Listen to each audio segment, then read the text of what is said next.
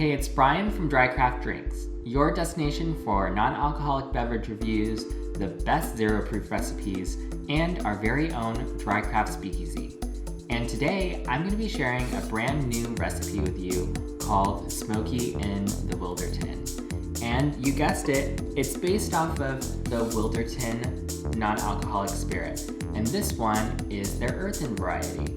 I love this spirit because it's got these spicy notes, citrusy notes, and I think it's going to go so well with some awesome pear flavors. So stick around and I'll show you how to make it. Alright, so let's get started. The first thing I'm going to do is brew some tea because it's going to add some tannins and some bitterness that's going to balance out the sweetness that I'm adding to this drink in the pear. So I'm going to share with you a couple of teas that I'm going to be using.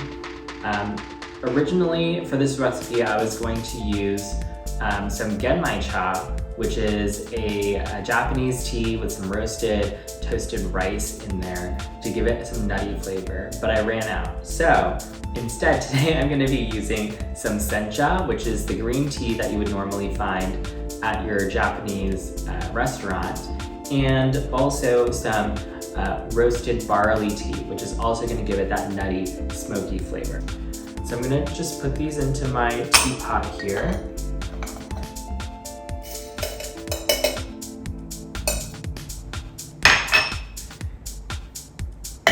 And I already had some water boiling, so I'm just going to pour it in here. I'm going to make a full pot because I'll drink it later, but we won't use all of this in this recipe. So I'll just set it aside to brew. And we want it quite strong for this recipe. So while the tea is brewing, I'm going to tell you a little bit more about the Wilderton. This is a really interesting product because they use unusual ingredients that are water soluble. Now, one of the founders of this company used to be a master perfumer, and so he really had a vast knowledge of all the different botanicals that you could use. And he was also really great at foraging. So they use some things that you won't find in other products. Now, the first one here, I'll just tell you a list of them, and then I'll give you a little bit more detail. So it's got benzoin, cardamom, frankincense, cubeb, pimenton, rose, and lapsang souchong tea. So I'll tell you a little bit about each of those in just a second. So I'm going to use my little encyclopedia of herbs here to tell you what these are. So first up we've got benzoin. So benzoin is a shrubby deciduous tree growing to about 30 feet, and it's got pointed oval leaves and clusters of white fragrant bell-shaped flowers. It's native to Southeast Asia and it grows in tropical rainforests. It's also cultivated for its gum, which is super interesting. Typically, it is used as a strong antiseptic and astringent, and it may be used externally on wounds and ulcers to tighten and disinfect the tissue. And when taken internally, the benzoin gum acts to settle cramping, to stimulate coughing, and to disinfect the urinary tract. So there's a lot of really interesting uses of this in traditional medicine as well. So cardamom, as you know, is a spice that's used a lot in Indian cooking. You can find it in a lot of their desserts, as well as in the chai lattes. So I'm going to tell you about the next ingredient here, which is going to be frankincense. So frankincense, if you have ever been to a church, you know that sometimes for Holy Communion, they kind of burn up some frankincense and use it as an actual incense during the service. But I'll tell you a little bit more about how it might be used. So, frankincense is a deciduous tree growing to about 49 feet with pale papery bark, compound leaves, and clusters of small white flowers. The gum resin exudes from the bark and is transparent and gold in color. So the frankincense typically grows in dry hilly regions of central and northern India. Boswellia is the scientific name of this plant, and it contains triterpene acids, including beta-boswellic acid, essential oil, terpenols, monosaccharides, uronic acids, sterols, and tannins. So this is what gives this drink a lot of the complexity and some of the tannins that we're looking for when we drink alcoholic beverages. Now the third thing on here is going to be cubeb. So cubeb is a climbing evergreen perennial, and this one has long oblong leaves that have flowers that form spikes and round brown fruit. And typically this one is native to Indonesia as well as tropical Asia, especially in the shade of coffee bushes. And so this one is used for, so cubeb is used to counteract infections of the urinary tract. So cubeb, though, should not be taken by people who are suffering from kidney disease or inflammatory conditions of the digestive tract. So for those of you who have those issues, maybe avoid the Wilderton because it does contain this ingredient. Now, it also includes things like pimenton, which is just another word for paprika, so you'll get some spiciness out of this beverage. And it also includes lapsang souchong tea, which is a type of tea that is smoked over a pine. So it's got an intense smoky flavor in this beverage as well. So first up, for this recipe, I need to create a pear puree. Now I'm using pear because I think it kind of rounds out the spicy qualities here, as well as some of the acid in this drink. So I'm going to be using two different types of pear today. One is just going to be your normal Bartlett or Bosc pear that you can get at your supermarket. It's going to be pretty fragrant and white in color on the inside. And then I'm also going to be using an Asian pear. So the Asian pear I love because it's super juicy, and it means I don't have to add extra water to my puree or my drink to dilute its flavor. This one, it's got a really papery thin skin, and then inside is white flesh, and you'll see how juicy it is when we prepare it in just a second. So I'm not going to use all of these. I'm going to probably use the full pear and then just half of the Asian pear so I can get a nice balance in the flavor. And one of the reasons why I wanted to use pear for this recipe is when I think back to my college days, I used to go to this bar and back then I kind of liked sweet drinks. And so one of the things that I thought was so fancy, not so much anymore, but back then, was a fresh pear martini. And the hotel bar that I used to go to served it in this nice martini glass. It had the texture of the pear, and it just tasted so fresh. So every now and then I get a hankering for this drink, and I thought, why not recreate it now? But zhuzh it up a little bit with the more complex flavors that I like today. So with that, let's start preparing our pear. I'm gonna go ahead and start peeling this first, and then we'll cut it up and put it into the blender.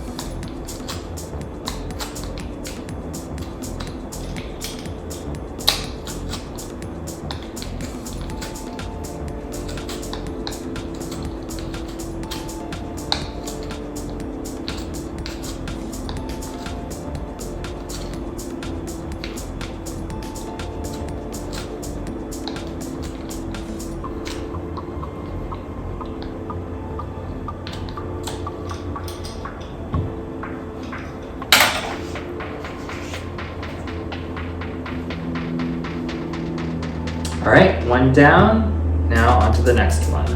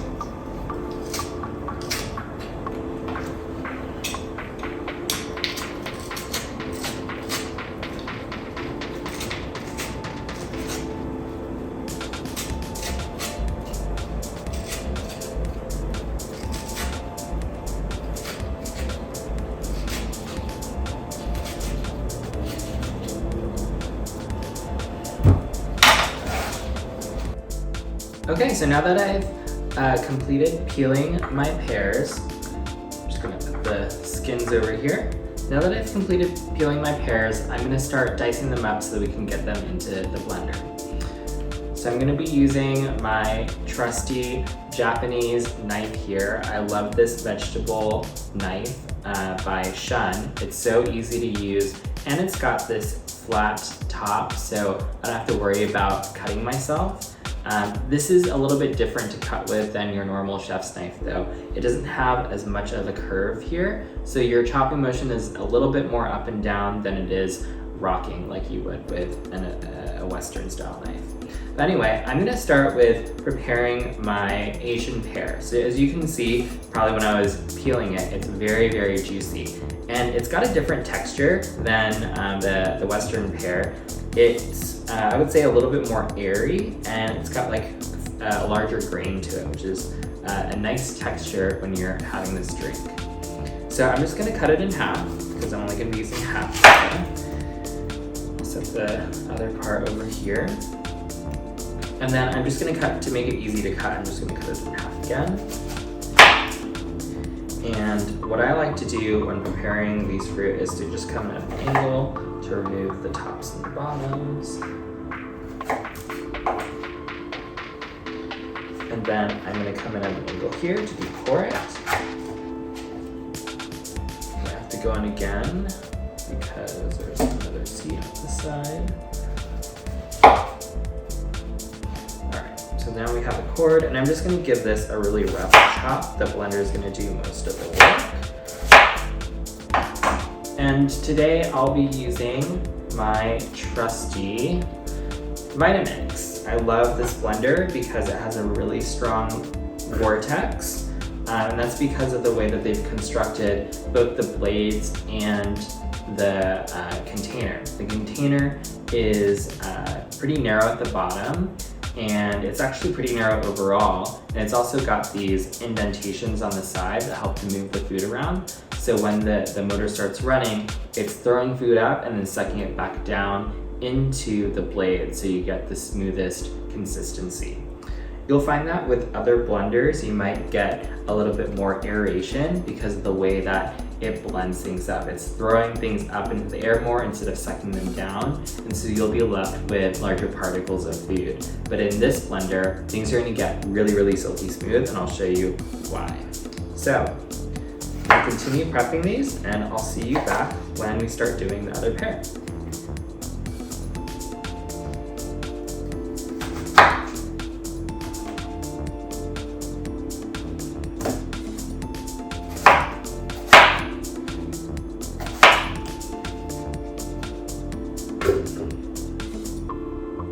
Alright, so to prep the Western style Bosc pear or Bartlett pear, what I'm going to do is just cut off the top here so I don't have to deal with the stem anymore. And I'm going to cut off the end as well.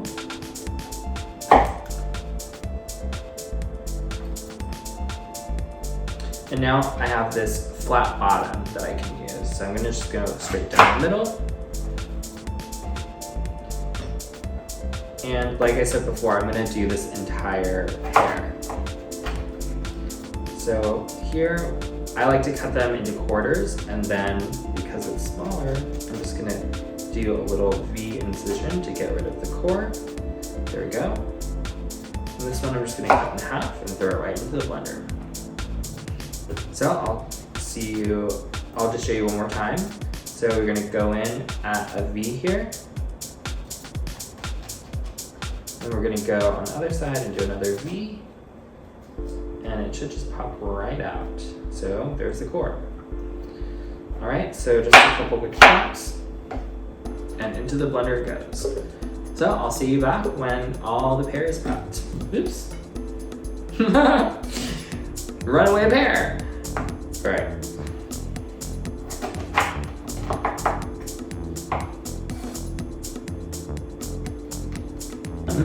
For this drink, I'm only going to put half in here, and then I'm just going to use this other half to rub the pear real quick.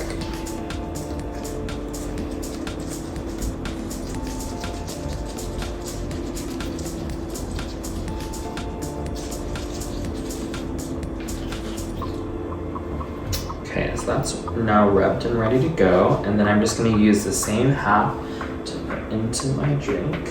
And it's okay if the seeds get in there, because that'll add to some bitterness in this drink anyway, which we kind of want. So now I'm going to turn on the blender. Make sure you have your cap on first, otherwise you'll have a disaster. Alright, so that's snugly in place. I'm going to plug it in. Okay, so with this blender, this is a special model of the Vitamix where it's got safety technology built in. So this is the Ascent 2300. The base has to be on for the function to work down here, and you'll see that it's working when you can see the settings here, and this one is going to tell me the time that it's been running. So I don't want to dilute this too much. I'm going to see how it goes first, and if I feel like it's too thick, then I'll be adding a few tablespoons of water, 1 tablespoon at a time. But let's give this a go first and see how it goes. So I'm going to turn my blender to 1. I want to start on the lowest setting first, then quickly crank it up to the highest setting and let it run for about 30 seconds, and we'll see where we're at.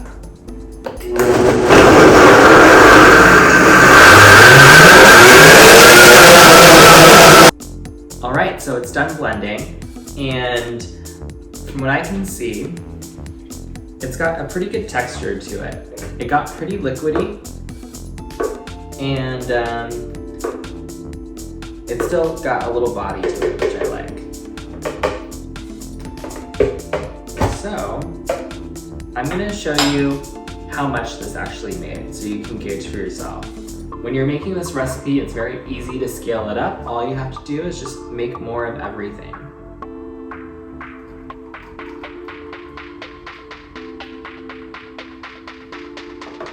Alright, so we ended up with about 300 milliliters of the puree, or about 1 cup, just over 1 cup.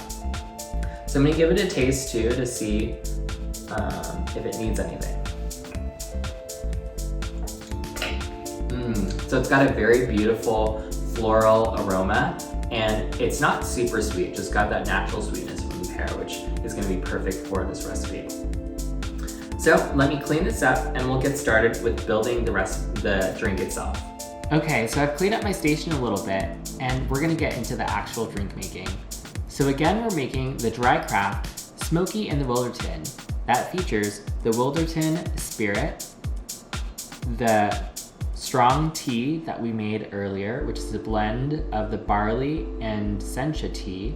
If you have genmai cha, I suggest using that instead, as well as the pear puree that we made, which is a mix of the Western style pears and the Asian pear, which is going to give it the nice texture and floral qualities that we're looking for. And it's not too sweet. So let's get right into it. The first thing I want to do is transfer my tea into another container. This one is a little bit chilled and it's a thicker glass. It's really important that it's thick glass, otherwise the difference in temperature may cause your glass to break. So go ahead and add a couple of ice cubes in there. It's going to help this cool down before it makes it into our cocktail shaker.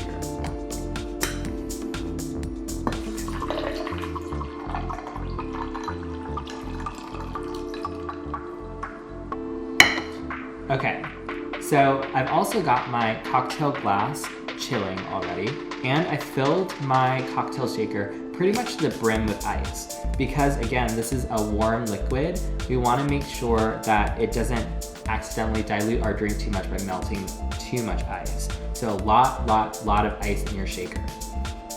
All right, so I'm gonna go in with the room temperature and cold things first before I add the tea. So, first up with the Wilderton. I'll take the cork out here. And we're gonna go in with 1 ounce of the Wilderton. It's got quite a strong flavor, so I'm only doing 1 ounce, but if you feel like you can handle more, you can always adjust to your liking. There's 1 ounce.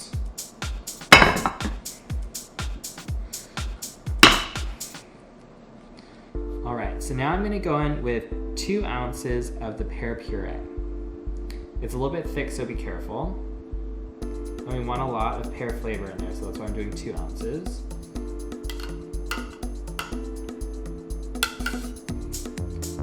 And then we're gonna do 2 ounces of this tea, which has been brewing very strong, but then it got diluted a little bit with the 2 ice cubes that I had in here. Fill it all the way to the top, and it goes. All right, so now you want to work quickly because that tea was a little bit warm. If you have more time to chill it in the refrigerator, I highly recommend that, but I'm doing this fast for you guys. All right, so on tightly, and we're gonna shake for 45 seconds. So now that we're done shaking, I'm gonna take the cap off and we're gonna strain it directly into our glass. So ice out.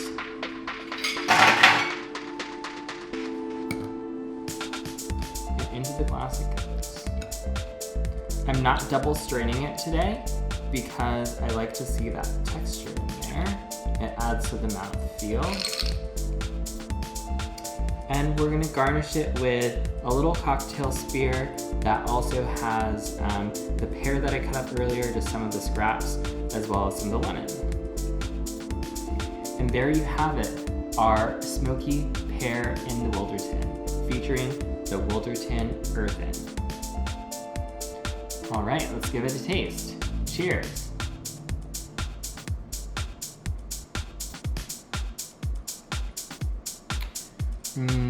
That's really nice. It's got the floral qualities of the pear, a little bit of sweetness to round out the spiciness of the earthen. It's got the smoky and nuttiness of the tea, and it really all comes together nicely. Now, if there's one thing that I would change about this, I might add a little bit more acidity or a little bit more sweetness if you like brighter, stronger flavors. But this one has a nice subtlety to it that complements the subtleness of the Wilderton. So I hope you enjoyed this recipe. If you try it, give me a thumbs up and a like and share this video. And don't forget to follow us on Instagram at Drycraft Drinks. If you make any of these, please send me a photo. I love to see them. And tell me what you thought. All right, I'll see you next time. Bye, guys.